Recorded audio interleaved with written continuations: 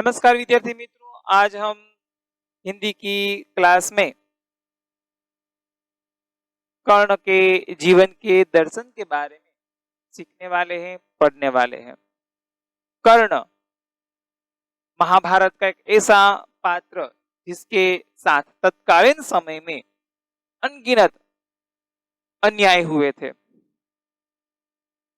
और हमें पता है कि कर्ण अपने पुरुषार्थ के आधार पर आज भी समाज में दानवीर, उसकी महानता और उसके विचारों से अभिभूत रहा है। इस छोटी सी कविता में कृष्ण और कर्ण का संवाद दिखाया गया है। तो सबसे पहले हम इसके कवि के बारे में कुछ जानकारी प्राप्त करेंगे। कवि का नाम है रामधारी सिंह दिनकर और इनकी कविताओं में क्या है, क्योंकि इनकी समग्र कविता लेखन में अपने देश और उस युग के प्रति जागरूकता दिखाई गई है।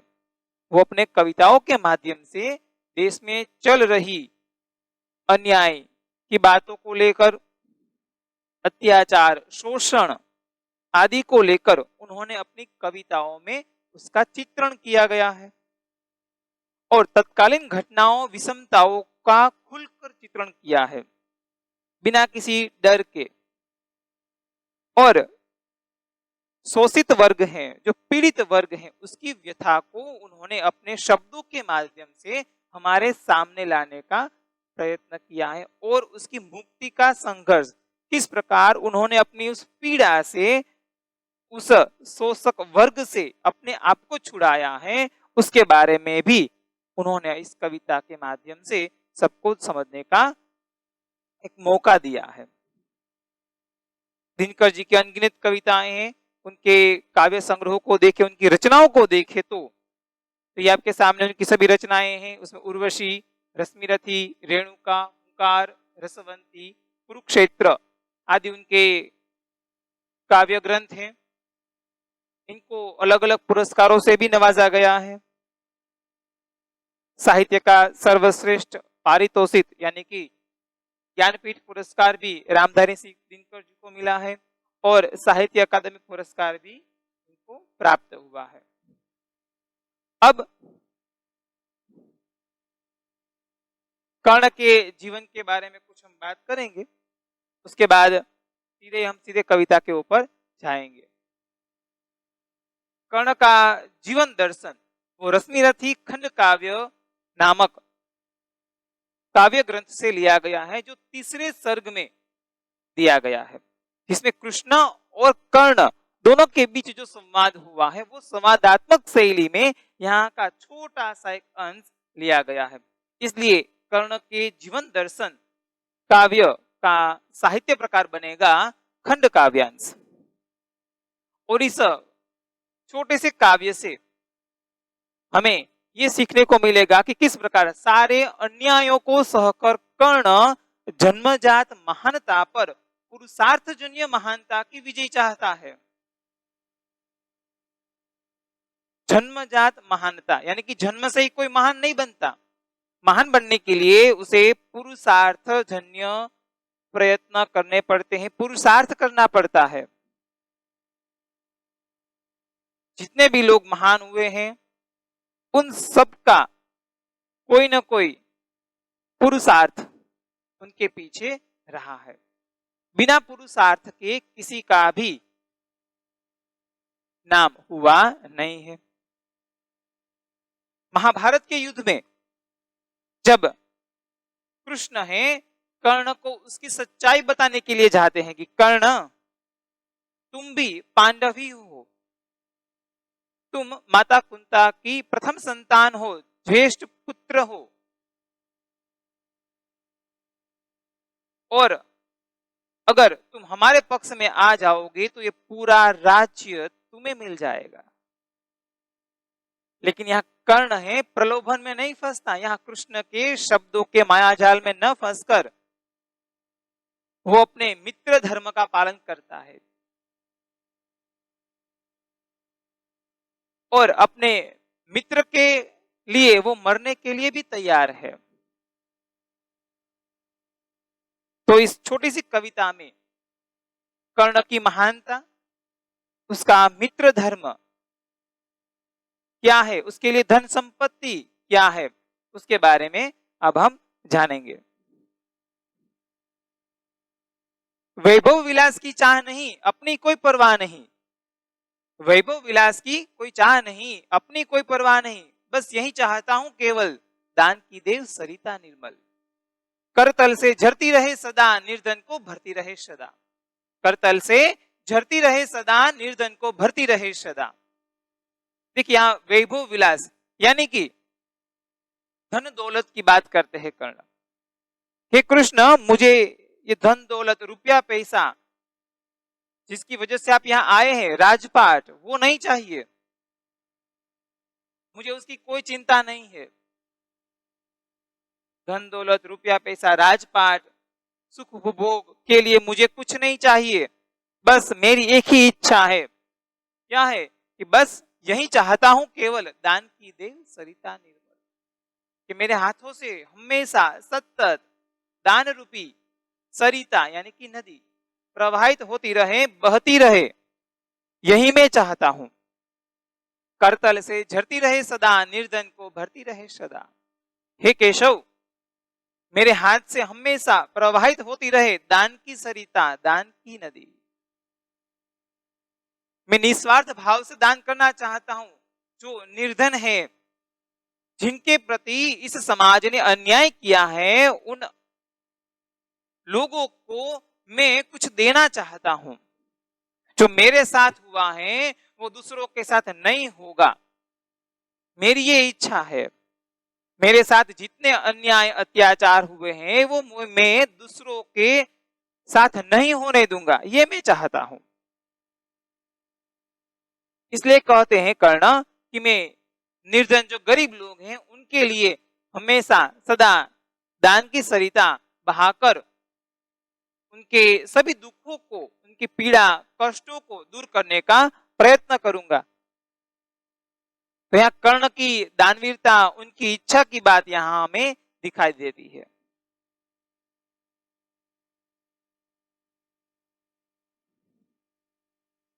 आगे कहते हैं, तुच्छ है राज्य क्या है केशव, पाता क्या नर कर प्राप्त विभव।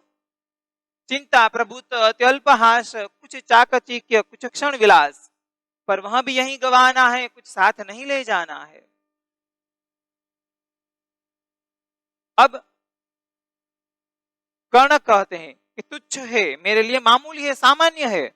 राज्य क्या है केशव, हे माधव, हे केशव, मेरे लिए ये राजपाट मामूली है, सामान्य है।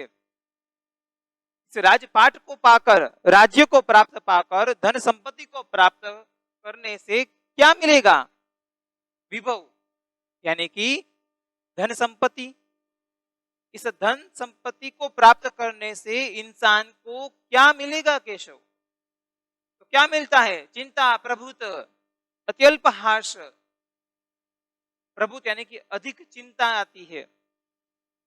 धन संपत्ति प्राप्त करने से इंसान को सबसे पहले उसको कहाँ रखे, किस प्रकार रखे, उसे आगे किस प्रकार बढ़ाए, राग द्वेष ईर्ष्या चिंता आदि उसके अंदर आ जाती हैं। किसके वजह से, धन संपत्ति की वजह से। अत्यल्प हास यानी कि बहुत थोड़े समय के लिए, हास यानी कि खुशी आती है।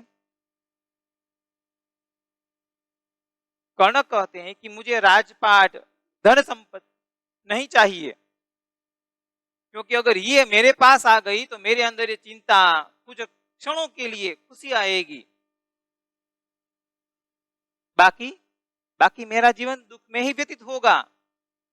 कुछ चाकचिक्य कुछ क्षण विलास, बस कुछ थोड़े क्षणों के लिए चकाचौंध रहेगी कि मैं ये करूंगा वो करूंगा, पैसों से सब कुछ करूंगा, लेकिन कब तक, बस थोड़े से समय के लिए। एक समय ऐसा आएगा जब आप स्वयं थककर हार जाएंगे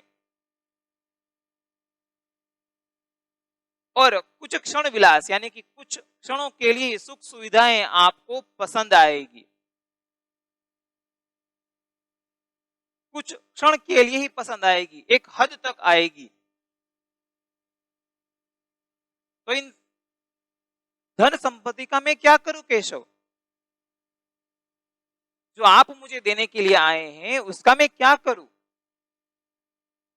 अगर वो मैं ले लूंगा तो ये सारे जो दुर्गुण हैं, ये सारे जो विकार हैं, तो वो मेरे अंदर आ जाएंगे। और दूसरी बात, पर वह भी यही गंवाना है, कुछ साथ नहीं ले जाना है। मैं जो भी यहां पर प्राप्त करूंगा, जो भी, वो सब कुछ यहीं पर गंवाना है, यहीं पर छोड़कर जाना है, कुछ साथ तो नहीं ले जाना है। जब मरने के बाद हम कुछ साथ नहीं ले जाते तो उस धन संपत्ति के पीछे इतना पागल क्यों बनते हैं? क्यों हम बनते हैं?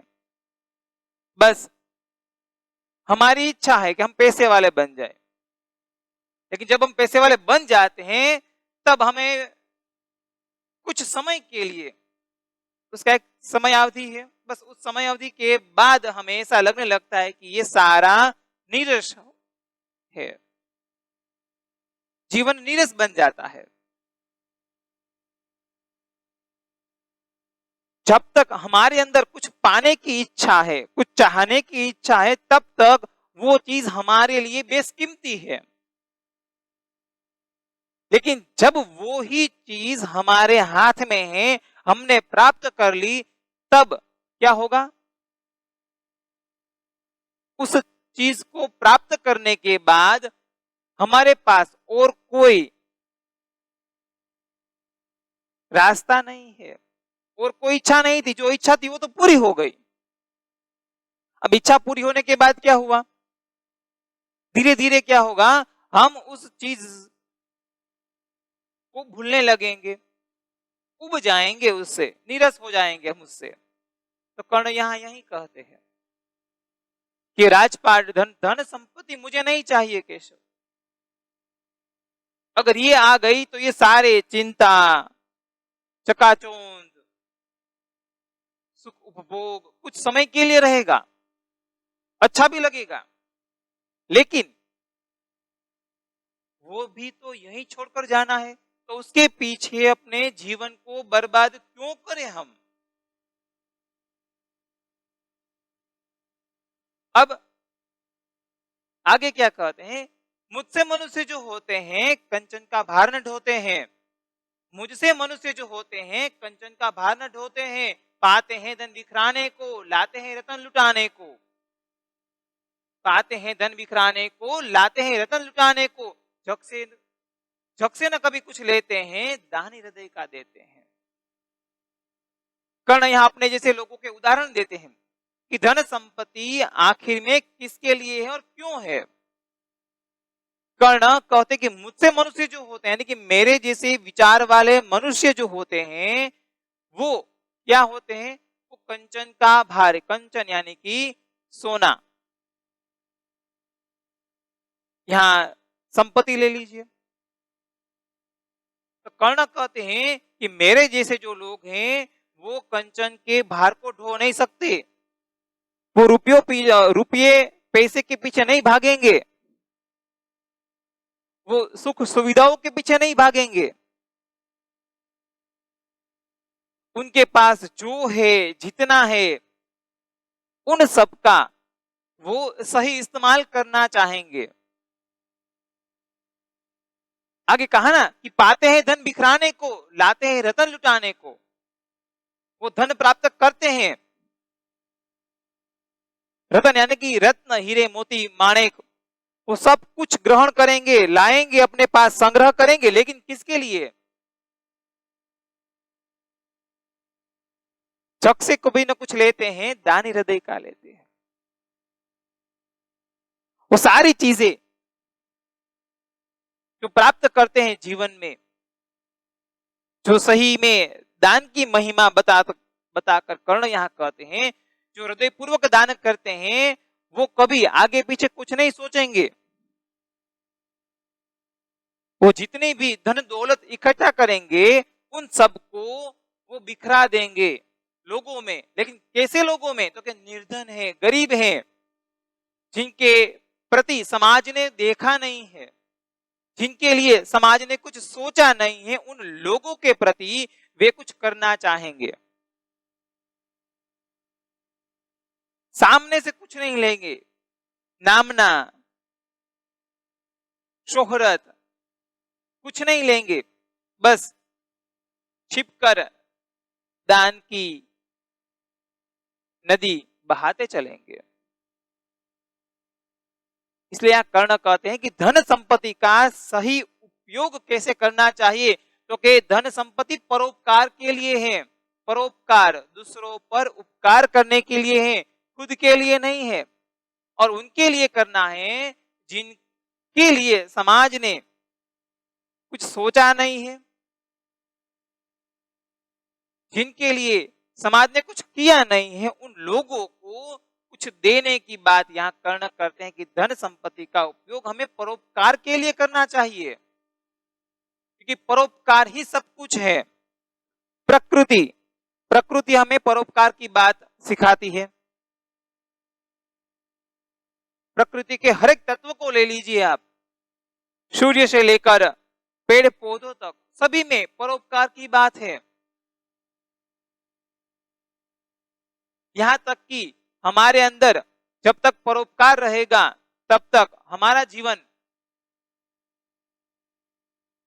सुखमय और आंतरिक सुख के साथ आगे बढ़ेगा। देखिए, आंतरिक सुख कहाँ है? भौतिक नहीं। भौतिक सुख सबके पास नहीं होता, लेकिन जो अमीर है उनके पास भौतिक सुख है, उनके पास आंतरिक सुख नहीं होता। और ये आंतरिक सुख तभी आता है जब वो कुछ अच्छा कार्य करते हैं। आंतरिक सुख खरीदा नहीं जा सकता, उसके लिए हमें पुरुषार्थ करना पड़ता है। लेकिन कैसा? अच्छे कर्मों से, अच्छे कामों से पुरुषार्थ करना पड़ता है। तो यहाँ कर्ण ने जो उनकी इच्छा प्रकट की है हमारे सामने कि केशव, मैं तो मात्र दान की नदी बहाना चाहता हूं, और मेरे मरने तक, यानी कि जब जीवन पर्यंत मेरे पास जितना भी होगा, जो भी कुछ होगा, वो सब कुछ मैं धीरे धीरे धीरे धीरे दान देता रहूंगा। तो यहाँ कर्ण है, वह अपने दान की इच्छा को हमारे सामने प्रकट करता है, और आगे उन्होंने धन परोपकार के लिए है उसके बारे में भी हमसे कहा। अब प्रासादों के कनकाव के शिखर होते कबूतरों के ही घर, महलों में गरुड़ न होता है, कंचन पर कभी न सोता है, बसता वहां कहीं पहाड़ों में, सैलों की फटी दरारों में। प्रासादों के कनकाव शिखर, प्रासाद यानी कि राजमहल, उनके कनकाभ शिखर यानी कि महलों में सबसे ऊंचे वाले जो शिखर होते हैं, कनकाभ यानी कि सोने जैसी आभा वाले सबसे ऊंचे वाले शिखर, वो कबूतरों के ही घर होते हैं। देखिए, कबूतर क्यों? क्योंकि उस समय में संदेश व्यवहार का और कोई साधन नहीं था, इसलिए कबूतरों को राजमहल में स्थान दिया गया था। राजमहल में, वो भी सबसे ऊंचे वाले शिखर पर, जहां उनके लिए ढेर सारी सुविधाएं थी, और कबूतर उन सुविधाओं का उपभोग करते थे। पक्षी है, और पक्षी राज जिसे कहा जाता है, तो वो है गरुड़।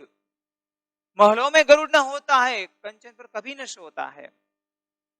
यहाँ गरुड़ की बात करते हैं कि गरुड़ राजा है, पक्षियों में श्रेष्ठ पक्षीराज है गरुड़, लेकिन फिर भी उसके पास न तो कोई महल है और न ही कोई सोने जड़ित आसन, कोई भी सुख सुविधा नहीं है, फिर भी वह राजा है। क्यों? अपने कर्मों की वजह से, अपने पुरुषार्थ की वजह से राजा है। और रहता कहां है? कि बसता वह कहीं पहाड़ों में, सैलों की फटी दरारों में, किसी पहाड़ में बसता है जहां कोई भी सुख सुविधा नहीं है। शैल यानी कि पर्वत, चट्टान, और दो चट्टानों के बीच में जो थोड़ी सी जगह है वहीं पर अपना घोंसला बनाता है, अपना घर बनाता है। उसके लिए कोई वहां सुख सुविधा नहीं है, फिर भी वह क्या है?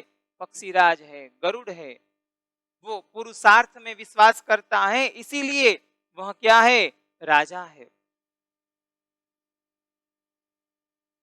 तो यहाँ कर्ण कहता है कि मैं भी पुरुषार्थ करना चाहता हूं, मैं भी कठोर परिश्रम करना चाहता हूं, लेकिन सुख सुविधाओं का उपयोग नहीं करना चाहता मैं, क्योंकि सुख सुविधाएं हैं वो इंसान को कमजोर बना देती है।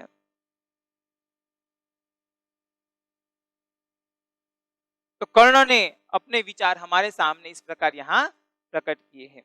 यहां तक हम रखेंगे। हमने क्या देखा? कर्ण की इच्छा क्या थी?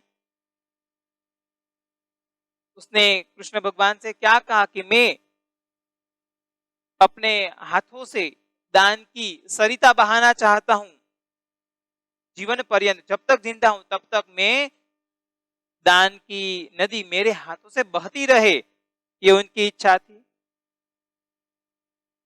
उनको राजपाट धन संपत्ति की कोई चाह नहीं थी।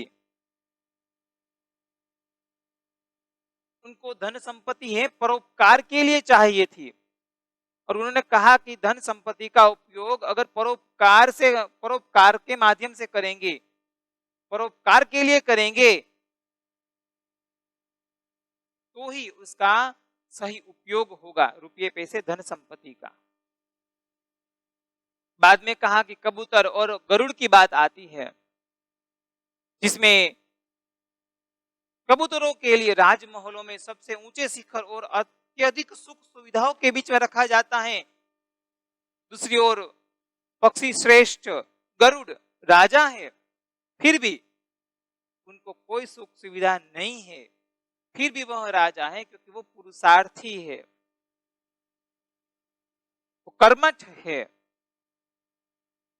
अब हमने जहां तक देखा है उसके लिए आपके लिए छोटा सा एक स्वाध्याय है, जिनमें इस प्रकार की बातें हैं। सूचना आपको यहाँ दिखाई दे रही होगी। एक वाक्य में उत्तर, 5-6 वाक्य में उत्तर और थोड़े से उपसर्ग अलग करने हैं। अब आपको सब कुछ पता है उपसर्ग में क्या करना है, किस प्रकार करना है, और हमने जितना अभी तक देखा है उसके आधार पर आपको ये स्वाध्याय लिखना है अपनी फेसबुक में।